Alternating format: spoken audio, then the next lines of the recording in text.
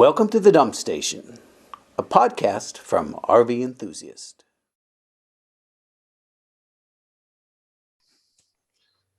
Hi, folks, and welcome to the Dump Station podcast from RV Enthusiast magazine. My name is Chris Doherty. I'm the technical director for RV Enthusiast magazine, and this is the first installment in our new safety podcast program.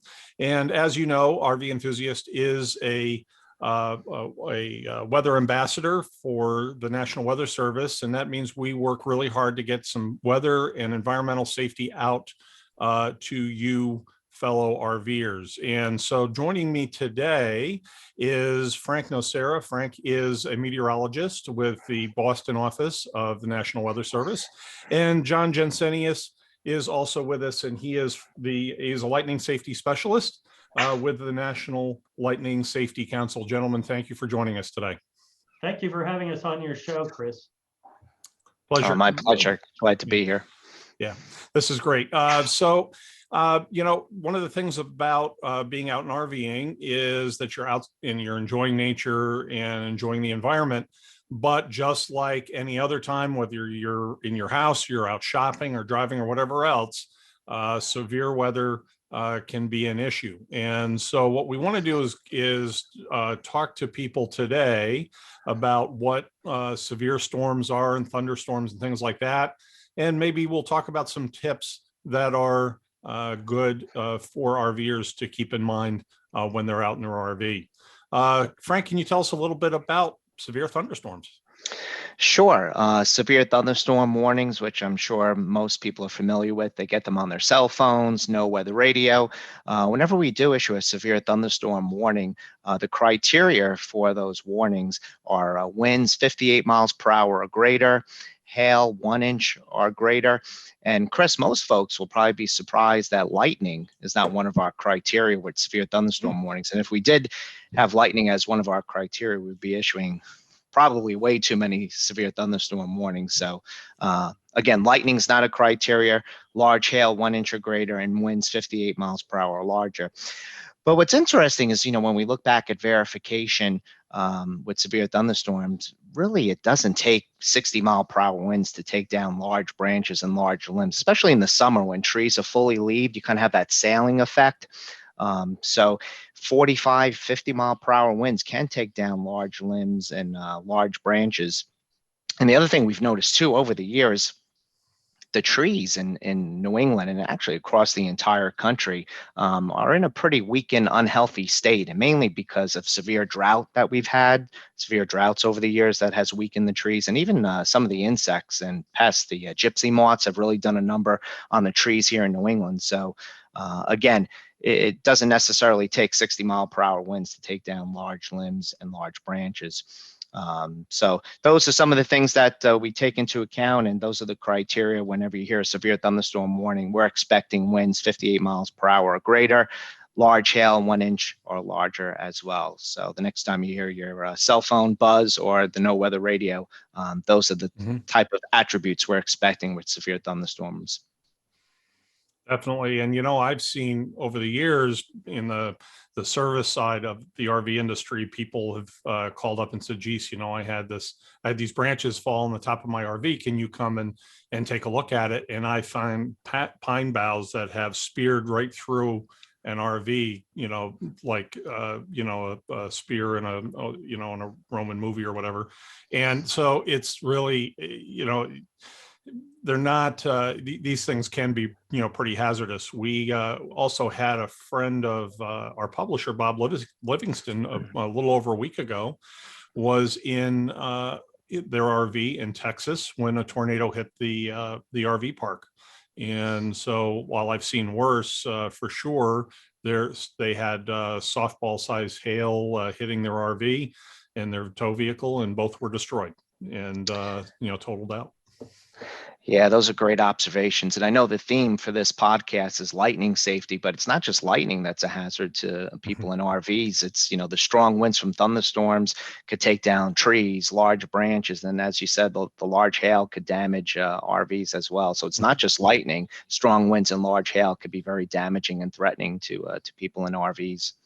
And Chris, you mentioned the the pines, those tend to be more brittle than the other trees, and they seem to be more susceptible to the winds.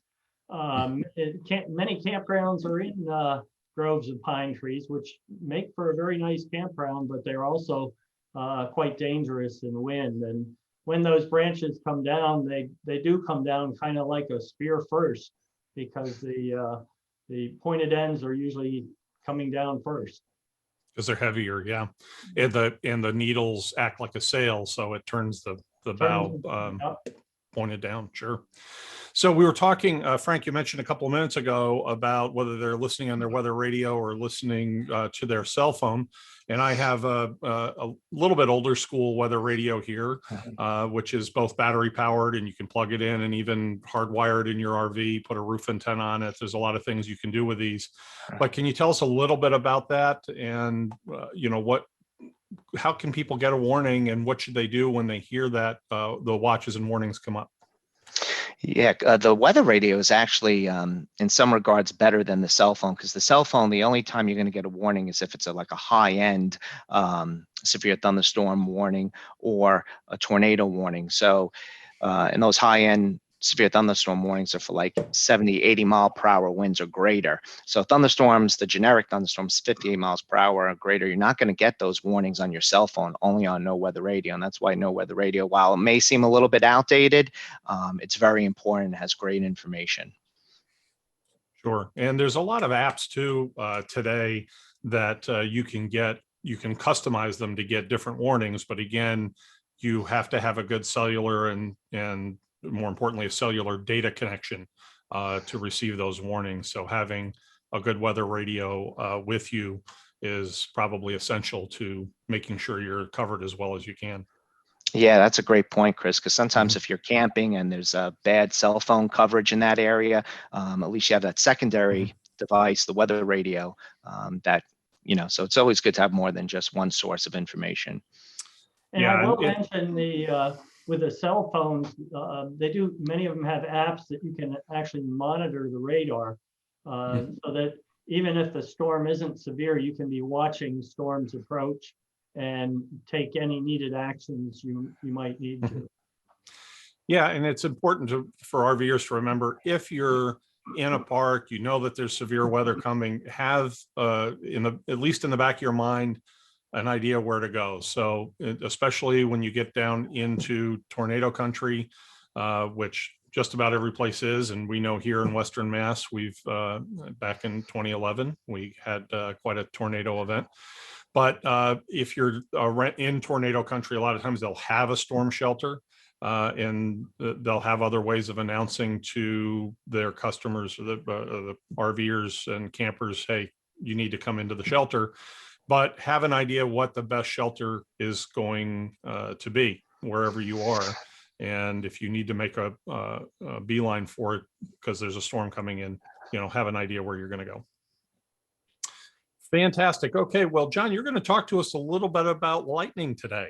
I am, and lightning has always been kind of a favorite for me, because ever since I was very young, I was just fascinated by lightning. And I have to say that when I was young, things were quite different than they are now. People really didn't understand the dangers of lightning. I know I certainly didn't. And many people took chances that they shouldn't. And because of that, many more people were killed then than we're seeing killed now by lightning. So I've put together a PowerPoint, and I'm going to go ahead and show it. But during that PowerPoint, please feel free to jump in with any questions or comments. Will do. Thank you. Okay.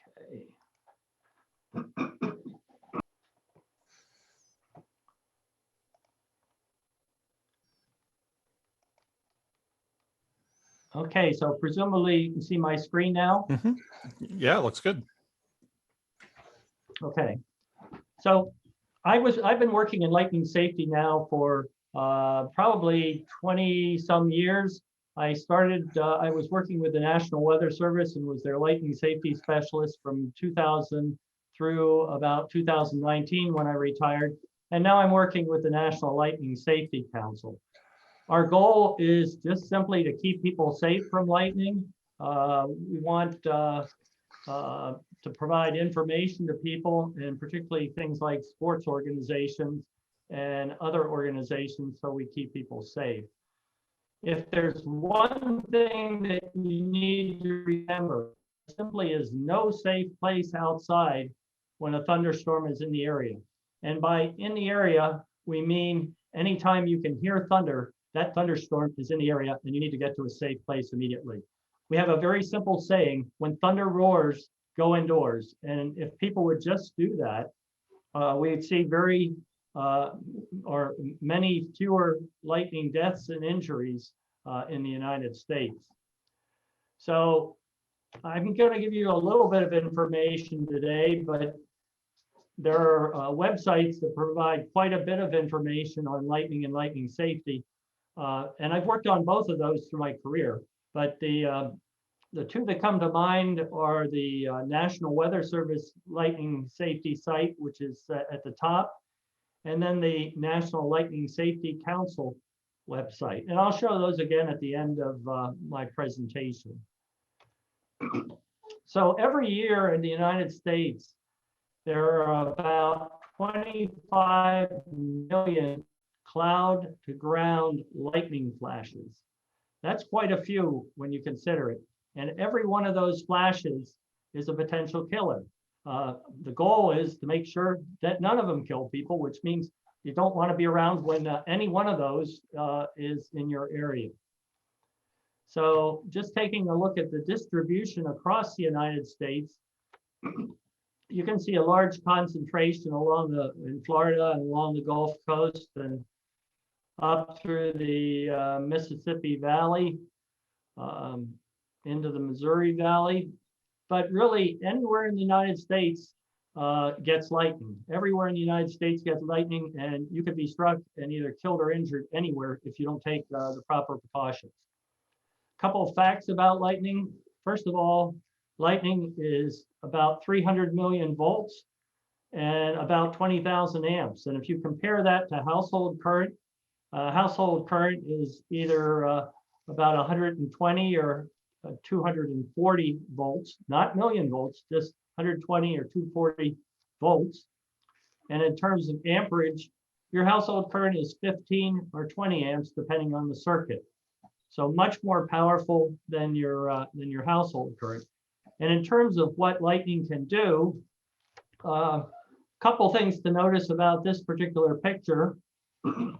First of all, there's snow on the ground. And I mentioned that lightning can strike anywhere in the United States. It can strike at any time of the year, depending upon the weather situation. It's much more common in summertime, but this picture was taken in February in Maine, where you wouldn't expect to have lightning. And probably the thing that's most remarkable about this is, and this is an incident that I investigated, is in one single flash of lightning struck 7 places between 2 homes. And that's just one of the trees that it struck in that single flash. That single flash also blew apart this tree. Nothing really left of it other than shards scattered all around. And you'll notice that there's a ditch there. Next to that tree and buried in the ground was a phone cable. Lightning hit the tree, somehow got into the phone cable, and then literally caused an explosion or a steam explosion in the ground, in the frozen ground, and dug a trench that was up to 4 feet wide and 2 feet deep. So if you have any questions on the power of lightning, that's what it can do. That's amazing. Other lightning can heat the air up to 50,000 degrees Fahrenheit, which is hotter than the surface of the sun. That heating, it causes the air to expand rapidly, and then as it cools, it contracts. And thunder is just simply the shock wave that's created by the rapid expansion and contraction of the air. Now, people often want to know how far away a particular lightning strike was. So it takes the sound of thunder 5 seconds to travel a mile. So if you want to find out how far away a particular flash was, you simply count the number of seconds, then divide by 5, and that will get the number of miles away that the flash is. But there is something very important to remember. Counting doesn't tell you where the next flash is going to be or the next stroke. And if you're counting, you should be doing it from a place, because if you're expecting to hear thunder, you're already too close and lightning could strike you. We do try and set rules for lightning. One of those rules is that lightning tends to strike the tallest object. You'll notice the space shuttle here. And this pointy object, one of the purposes of that is to intercept lightning. And obviously, lightning went around it and hit the base of the space shuttle. Now, why would that be? Well, lightning comes down in something we call a step leader, and it's only looking around about 150 feet for a connection. And this is much farther than 150 feet. So it didn't even realize that was there. So we do try and set rules, but lightning doesn't always follow the rules. Lightning sets its own rules. So what is lightning? Well, if we think about lightning, I think of it as just simply a giant spark of electricity in the atmosphere or between the atmosphere and the ground. There are two main types of the discharges, which I just described. First of all, within and between clouds. And then secondly, between the clouds and the ground. And of course, cloud to ground lightning is your greatest concern because that's where you are. However, if you see lightning in the clouds that's not reaching the ground, that should tell you the atmosphere above you is charged and there could be cloud to ground lightning at any moment. So just taking a look at the types of intra-cloud flashes occur between positive and negative charges in the clouds. Negative cloud to ground flashes occur between the negative area in the cloud and positive ground underneath. And positive cloud to ground flashes occur out away from the storm from the positive area near the top of the storm. The in-cloud lightning goes between negative and positive in the cloud. Negative cloud to ground lightning is usually underneath the cloud, and that's the one that's most common. Positive cloud to ground lightning often catches people by surprise. So what exactly happens in a lightning flash? Well, as I mentioned, the negative cloud to ground flash is the most common. And so I'm going to talk about that one. It starts out with something that's called a step leader. And the step leader just simply is negative charge that starts moving from the cloud toward the ground. And it's looking for a connection. It often branches outward, which is why you notice that lightning is usually branched or sometimes branched. And as it approaches the ground, opposite charge reaches up to meet it. And once you have the connection, which is just above the ground surface, you get what's called the return stroke. And the return stroke is a very bright flash, and that's what we really see as lightning. We don't usually see the step leader, but all of this happens so quickly, it's all in an instant. The step leader moves toward the ground at about 300,000 miles an hour. The return stroke goes upward through the leader channel at about 300 million miles an hour. So you may have heard that lightning goes down from the cloud, or you may have heard it comes up from the ground. Well, it does both, but it does it so quickly that you don't know. Really, you don't see which way it's going. Now, if there is additional charge near that the ionized channel that initial return stroke leaves, you get what's called a dart leader, which comes down through that ionized channel and once it reaches the ground, you get another return stroke. And oftentimes you'll get more than one dart leader in return stroke. So the initial step leader and return stroke are branched, and then subsequent dart leaders and return strokes are just in one particular channel. And if you notice that lightning flickering, The flickering that you see are dart leaders and return strokes. So if we take a look at this whole process, and it'll go, this is in very slow motion, of course, but it starts out with the step leader working its way to the ground. As it approaches the ground, opposite charges reach up to meet it, and then you get the return stroke, the ionized channel, a dart leader return stroke, dart leader return stroke, dart leader return stroke. And on average, most lightning strikes have about 2 or 3 dart leaders and subsequent return strokes. So as far as safety information, and I mentioned this before, if you are outside, you can't be safe. You're at risk of becoming a lightning casualty. People often ask me, well, what do I do if I'm outside, I'm caught outside and I can't get to a safe place? And my answer to that is they're asking the wrong question. You don't want to know what to do when you're caught outside and you can't get to a safe place. You want to ask the question of, what do I do so I don't get caught outside and I won't be vulnerable to lightning? And that's really the question that you should be asking yourself anytime you're outside and there's a possibility of a thunderstorm. So in terms of safe shelters, we often say substantial building with wiring and plumbing throughout. Why is that? Well, lightning likes to follow, it is not attracted toward metal, but if there's a metal conductor, such as a wire or a pipe, if lightning strikes that object, it's going to follow the wires or the pipes. That tells you 2 things. First of all, you don't want to be connected to either the wire or the pipe in any way, and we'll talk about that in a minute.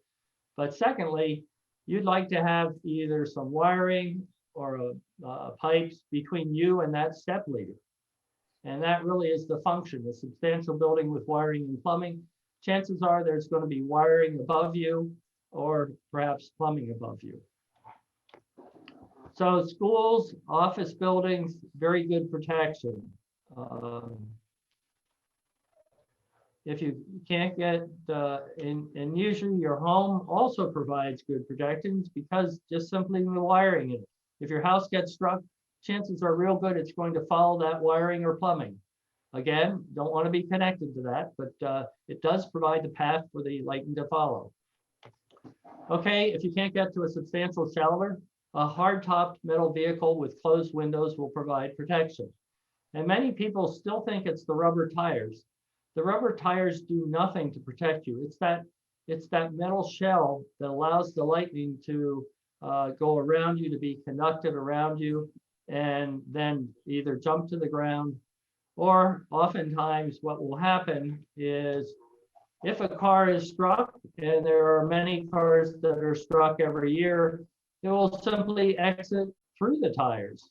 Many tires, I think most tires have steel belts now, and oftentimes it will leave cause the tires to explode. Sometimes it will cause some windshield damage, but I don't know of any lightning fatalities that have occurred inside a hard-topped metal vehicle. But again, I emphasize hard-topped metal vehicle because if you don't have a hard-topped metal vehicle, you're vulnerable to lightning. That's a very good thing to bring up. Is most RVs don't have a metal cage. It's not a complete steel body. It's built more like a home. So and that is a potential problem. Mm-hmm. So again, you need to find a more adequate shelter if you can in the event of a thunderstorm. Yes. So anyhow, another one of the questions we sometimes get are planes. Again, the metal shell of a plane protects you from lightning. So people don't realize it, but on the average, every commercial aircraft is struck once a year. So that's much more often than people think. But it's simply that metal cage effect that protects you from the lightning. Okay, so those are safe things. What's not safe? Well, things that don't have that wiring and plumbing and are not enclosed are not safe. For example, this small shelter will keep you dry, but it won't protect you from lightning. If lightning were to strike that, ask yourself, what's the most conductive object in there? And if you're in there, you might be the most conductive object. Dry wood is not very conductive. So you're very vulnerable in that situation to being struck by lightning. So with that, I want to talk a little bit about lightning victims, and in particular, how people are struck. Probably the most common mistake is that people wait far too long to get to a safe place. It may be a sunny day and you may notice some clouds moving in. Those clouds may, if it's a thunderstorm, may be carrying charges with them. Before you know it, there could be, even though the sun is out, there could be a positive lightning strike from the tops of that storm. Okay, in terms of actual ways they're struck, one of the most common people think of is the most common way people are struck is the direct strike. It does happen, but it doesn't happen as often as people think. And one of the questions I often get is, how can people possibly survive a direct strike? And it is actually somewhat amazing, but if you think about it, that amount of electricity just simply can't pass through the body in an instant. So as an example, think of trying to take a bucket of water and pour it through a straw in about a second.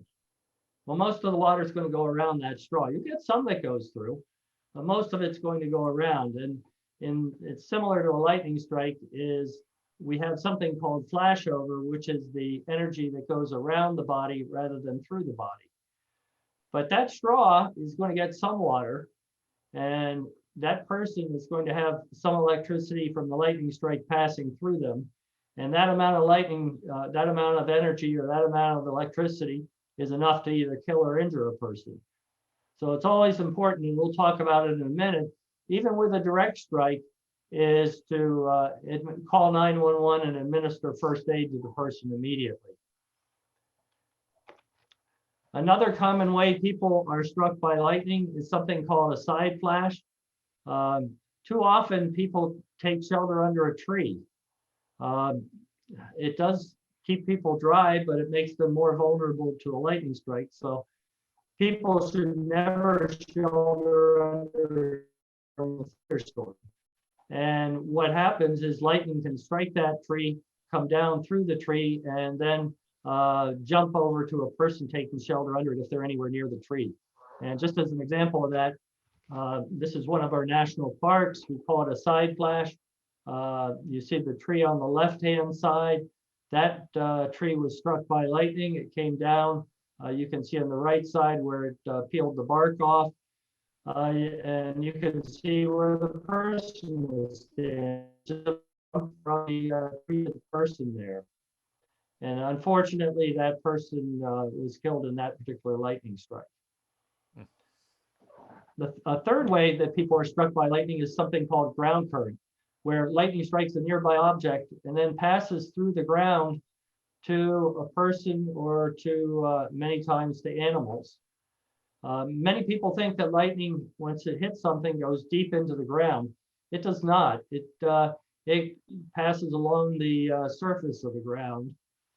And if you're anywhere near the lightning strike, you could be killed or injured. In terms of people and ground current, often what's happened is the lightning simply passes from one leg through the cardiovascular or nervous system and out the other, and of course can kill or injure a person. And just as an example, there's a picture here showing how lightning struck a golf green and spread out along the green surface. Ground current is also responsible for killing many farm animals. It struck that tree and spread out. They are more vulnerable. The one thing I should point out is that you simply don't want to lie down, because that makes you more vulnerable to the lightning strike. So Of course, you don't want to be out there to begin with, but don't lie down on the ground because it makes you more vulnerable. Conduction, that's the fourth way that people are struck. Lightning strikes something and typically can pass through either metal or wire. In this instance, I'm showing somebody outside on the fence. An example of a real-time example of that is this fence where the cows were all standing near the fence. But that's also the way that lightning gets inside your home. And anything that plugs into the wall becomes dangerous during a thunderstorm, and any plumbing also becomes dangerous during a thunderstorm, even though you're inside what would be considered a safe place. In fact, just a few weeks ago, there was somebody that was on a laptop in Oklahoma, I believe, that a teacher that was working and she was struck by lightning. And the final way, and this is a bit unusual, is I mentioned that these opposite charges reach up to meet the step leader as it comes down. When it does that, when lightning makes a connection, it discharges all of those streamers. So if you're caught in a streamer, even though you're not in the main discharge of the lightning, you could be killed or injured. And just to show an example of streamers, you see obviously the main lightning strike, but then you can see streamers coming off of trees in the background in this particular picture. If someone is struck by lightning, you need to check the victim's heart or respiratory systems for problems. Of course, call 911 for help and begin CPR if necessary. Many lightning victims can be revived. Lightning often stops the heart and they can be revived with CPR. So very important thing to remember. And I think that has helped us lower our lightning fatalities over the years. In terms of fatalities, one of the things that I've done is I've tried to document what people were doing before they were struck. And this is based on the 435 documented lightning fatalities in the United States from 2006 through 2020.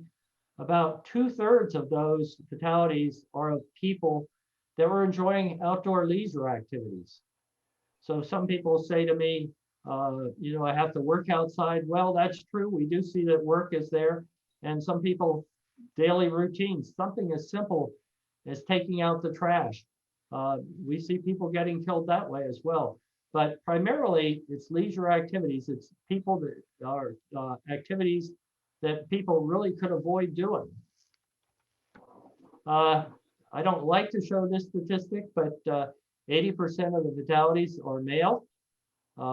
There's a reason for that, and I think everybody can come to their own conclusions on that. But men tend to get struck and killed much more often than women. And it all comes down to behavior anytime a thunderstorm is in the area. So of those leisure-related activities, water-related activities are top of the list. Sports, camping, all things you might be doing while you're RVing, especially during the day. So more than half of the fatalities are either related to water, sports, or camping. And then we have things like riding or just getting together. And you can also see hiking's in there as well. If we look at what I consider the deadly dozen, these are the fatalities that killed more people in the United States than any other activities. Fishing is number one. And that may surprise people because the one thing that you'll notice is not on the list is golf. Golf did not make the top 12 activities as far as lightning fatalities. And part of that is there is a reason for that. And many golf facilities have systems to alert people to the dangers of lightning. So things like fishing, beach activities, camping, riding motorcycles, bikes, or ATVs, or boating, all things that you might be doing while you're during the day when you're out in an RV. So keep that in mind. And Chris, you mentioned this before, is that it's important to have a lightning safety plan, or really a weather safety plan. for lightning, you got to figure out where you're going to go, when you're going to go. And as I said, if you can monitor things like apps, so you can monitor radar or certainly weather radio, that may give you a clue that a storm may be headed in your area. But it's also important to monitor the sky. Thunderstorms develop very quickly, especially in western areas of the United States, and they often catch people by surprise.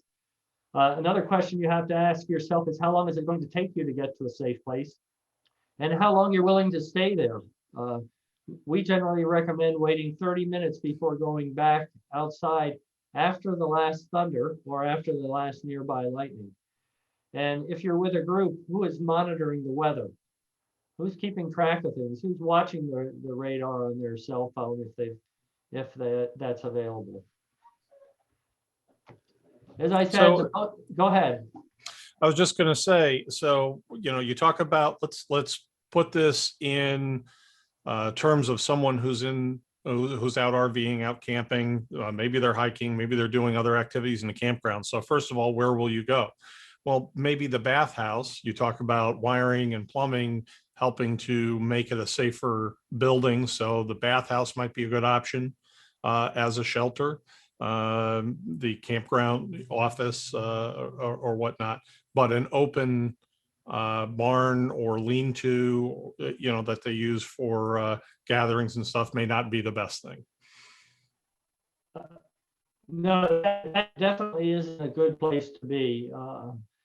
And I will say we see this more in some of the developing countries, is people huddle under huts like that, and we see many fatalities, often multiple fatalities in one incident.